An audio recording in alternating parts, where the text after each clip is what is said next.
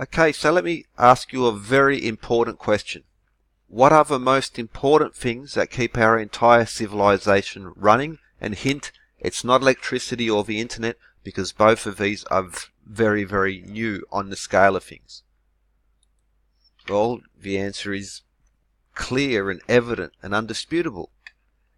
Apart from coffee, of course, it's the plumbing network that moves clean water into our homes and dirty water out. It keeps disease and all these other things at bay. The second is, drains and plumbing, water in, water out, as well as the roads that move people and goods in relative safety. These are essentials going back to the most ancient of recognized civilizations, and to begin with, it's water management and then roads. And I'll put a link in the description to this great documentary, The Evolution of Plumbing, which details the history of plumbing from Mohenjo-Daro and Harappa, Mesopotamia, Egypt, through the Greeks, up until this very important critical period, and that is the Roman Empire, who were the heirs of previous civilizations and the knowledge which came from them, for the Senate and the people of Rome. Dionysius of Halicarnassus made a very important quote: "The extraordinary greatness of the Roman Empire manifests itself above all in three things: the aqueducts, the paved roads, and the construction of drains.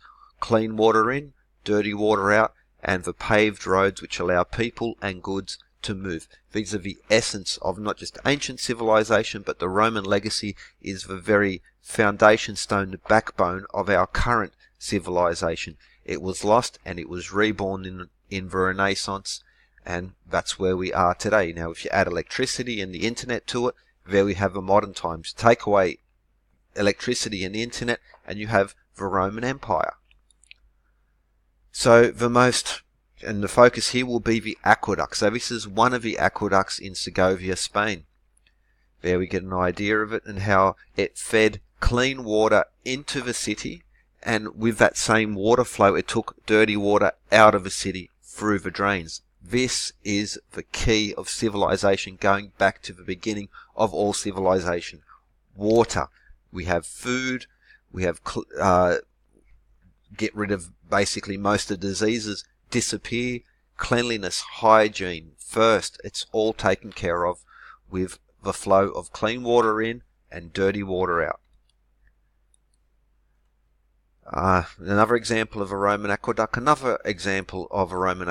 let's just look at the Aqua Claudius, built, which was one of the four great Roman aqueducts built between 38 AD and 54 AD. Total length 43 miles or 69 kilometers, and this is not the longest one. And it went for 34 miles or 55 kilometers underground, and then 9 miles or 14 kilometers of this bridge essentially across the land. Now, the genius of the aqueducts, so it went across land, and the land is slightly undulating, but this aqueduct kept a constant grade across this whole entire time, so that gravity would feed the water into the cities and make civilization.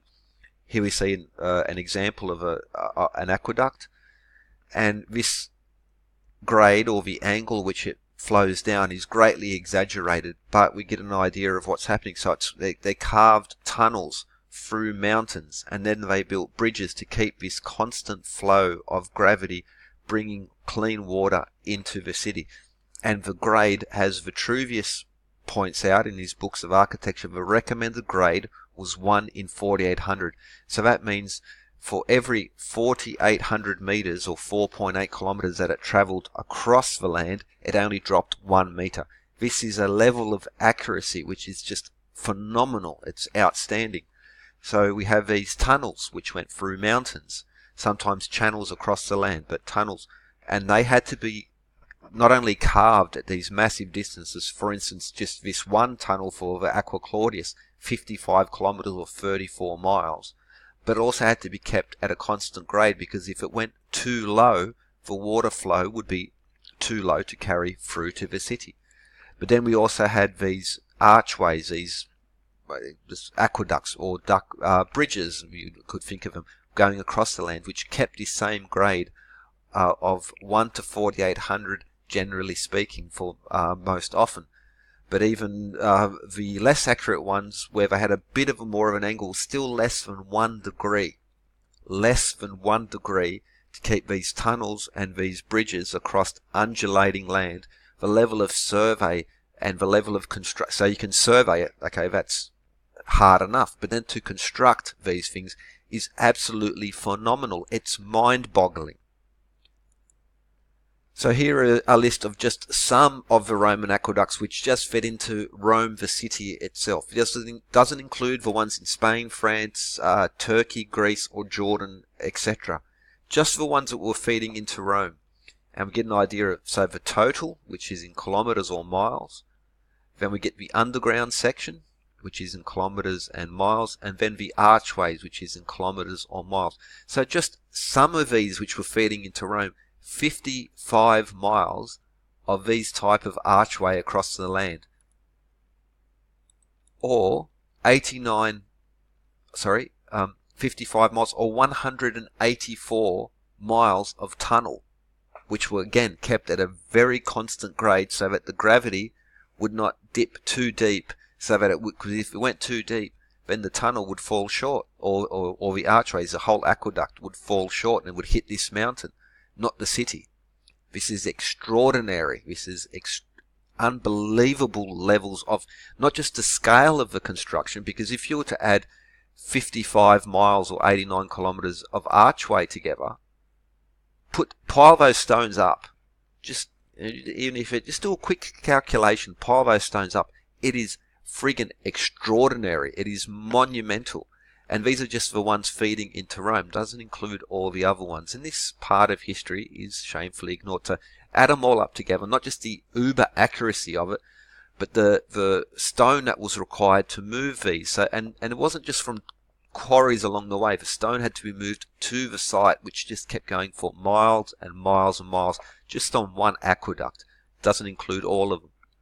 But shh, don't talk about this, because it will ruin the years we've spent creating a story about ancient knowledge and technology.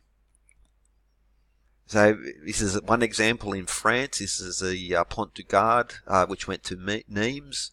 This is one aqueduct over 50 kilometers, 31 miles long. And the Roman architect Vitruvius, in his 10 books of architecture, details the techniques and also recommends this grade of 1 in 4800, because too steep, you'll miss the target, and too shallow, you won't be able to access gravity. So these are as accurate, just brilliant accuracy, not just in the survey, which is hard enough, but also in the construction. But how exactly did they do it? Well, okay, firstly, 1 in 4800 is an angle of 0.0119, 0.012 degrees. For surveying accuracy, absolutely phenomenal. For construction accuracy, 10 times that. And they achieved it over and over again. And they wrote about it. They detailed it in exquisite detail. So the Great Pyramid, which is aligned to true north within 0.05 of 1 degree accuracy. Previous video I covered, well, so this inaccuracy is sort of repeated in other pyramids, and so the accuracy, you could say, is they were very accurate in it. Just according to the method of measuring true north, they got really, really close, and actually you could say they got 100% accuracy if that was the target they were going for. However, that's along the ground. The aqueducts through the air. Now I might point out that the pyramids, the accuracy of the shafts doesn't reach this level, so and that's just along the ground. So through the air and pointing towards the stars, let's say, they didn't reach this accuracy. The Roman aqueducts, not just along the ground but through the air, had an accuracy of 0.012 degrees. Actually less than that, but let's round it off. 0.012 degrees through the air over miles and miles and miles, tunneling through mountains, and then with these bridge-like structures through the air. This is absolutely phenomenal. through the air. So that's for every kilometre they fell. Now the Pont du Gard in itself, that was 37 centimetres for every 1,000 metres. This is just absolutely great. Now again, Vitruvius in his book 7 on architecture details the instruments to be used for it, and we have the turabate, which is a pendulum or a plumb line to get accuracy level, and then a simple channel filled with water to find that angle, this groove on the top there. This was how they done it. They described it clearly and they achieved it clearly multiple times. This is friggin' fantastic stuff. But if the records of who, when and how weren't so clear cut, these achievements would be front and center of a whole lost history technology thing. These are at very least the equal to anything else prior to it. Though because they're so well recorded and so described, there is a deafening silence when it comes to this whole era. Though, I must say, this is changing very, very slowly amongst some at least. However, there are others. There's only the sound of Jiminy Crickets when it comes to this because they need to protect a certain storyline. Roman surveyors in their gravestones were held in high regard. So, for instance, we see the string, which was a measuring cord, and viscroma, which was a very simple but very accurate surveying tool. So, again, there's a deafening silence to Romans cutting stones. There is a deafening silence to Romans moving and lifting stones. Again, even though it was recorded and then repeated in the centuries and centuries after, because it was just reading the Roman record. So some people say you can't move massive stones, and then the physicist says, no, you can't move massive stones, because he understands these principles and has taken the time to study these elements, as where others, they know, but they won't tell you, because it would debunk years of their previous, in inverted commas, presentations and research. To this I call, what do you see here? And I stand by that claim. Now, there's another example. So in Aspendos in Turkey, the Romans not only did this great engineering to deliver an aqueduct, they actually were able to harness gravity and water pressure to make water run uphill. So across this valley, instead of building an aqueduct across the whole length, they built, there we can see a bit of the idea, they used gravity and water pressure to do this. Now this has been repeated in modern times. So for instance, this is just an example. So for instance, in New York City, in the Catskills is the source of their aqueduct, of their water, which is higher than the highest buildings of the city. So the towers in New York don't need a pump to get the water to the top. The water pressure does that, because the top of the buildings is lower than the actual source of the water, just like the Romans did.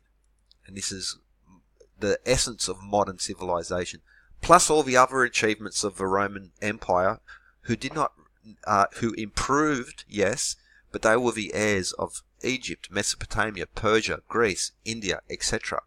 Ancient technology, but just the difference is that the Romans recorded it in exquisite detail, told us how they did it, as where other civilizations, either the records were lost over time, or they're in a more poetic sense where it can get lost in translation and we're not sure. But the Roman records are detailed and very, very clear, and a deafening silence when it comes to this. So for instance, the Pantheon, a freestanding arch, the center point floats in mid-air, just like the aqueducts have a level of accuracy rival to any other structure in ancient history, but they go not along the ground, through the air, and not just over a few hundred feet, but over miles and miles and miles.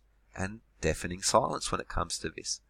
The Senate, the Roman Senate, and the people, we owe so much to these. Now, what we do in life echoes in eternity. This is a quote from a movie, but it's worth remembering.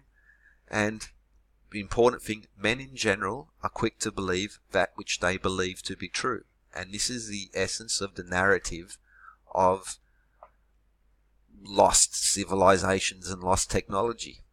They're not looking at the recorded, known, and physical evidence that goes to it, it is a cult. Have a good one.